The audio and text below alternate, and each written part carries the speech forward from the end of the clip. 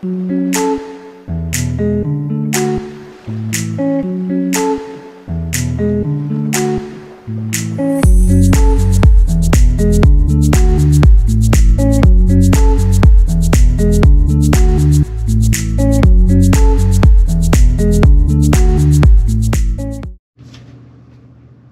what's going on, everyone? Moose here, Air Guns Michigan, and today we've got the Air Force Texan in 357.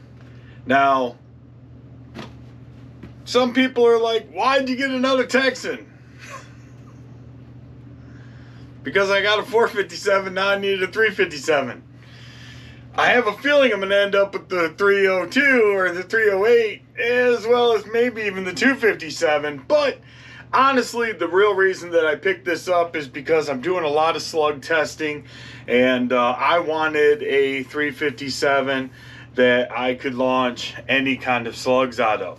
So let's go over a few of the points on this, and then we'll talk about this gun specifically. So this gun does have the ability to launch 35 caliber projectiles at over 1,000 feet per second and generating energy levels in excess of 350 foot-pounds. It has a max fill pressure of 3,000 PSI. It's a single shot. It weighs in at 7.65 pounds without a scope, so it's really light. Its overall length is 48 inches. The barrel is 34 inches, so from here to there, 34 inches. It does have a two-stage adjustable 4-position trigger, so you can adjust it for positions. The safety does automatically engage every time the gun is cocked. The air cylinder is 490 cc's.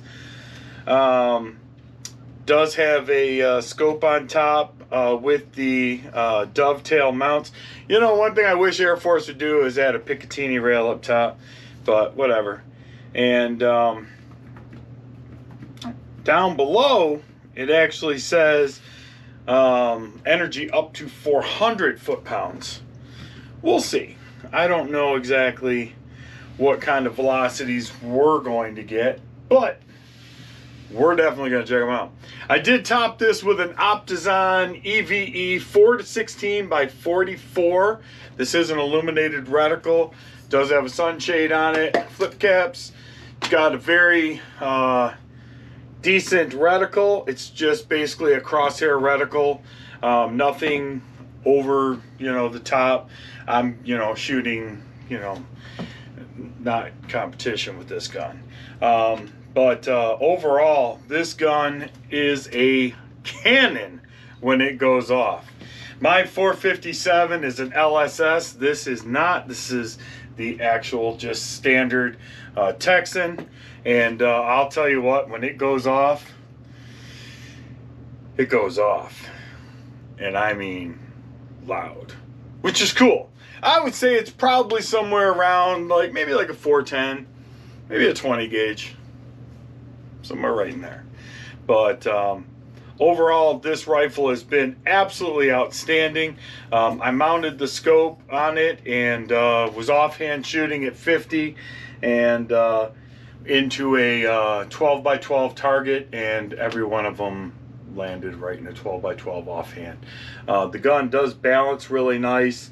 I do have low scope mounts on this, and I get it. Some people are like, man, with the Texans, because of the shape of the bottle and everything else, you kind of need a higher mount so that when you're sitting there, you're looking straight into it. But honestly, I don't have any problem just going a little bit lower and cocking my head a little sideways. So personally, I kind of dig it. I do anticipate getting a Crawford and Lipped KLS butt plate for it as well. And I don't know what else we're going to do to it yet.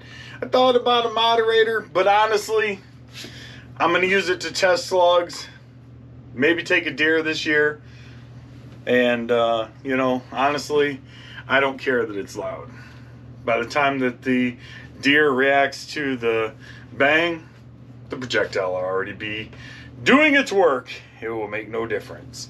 But I do overall really super enjoy shooting this gun.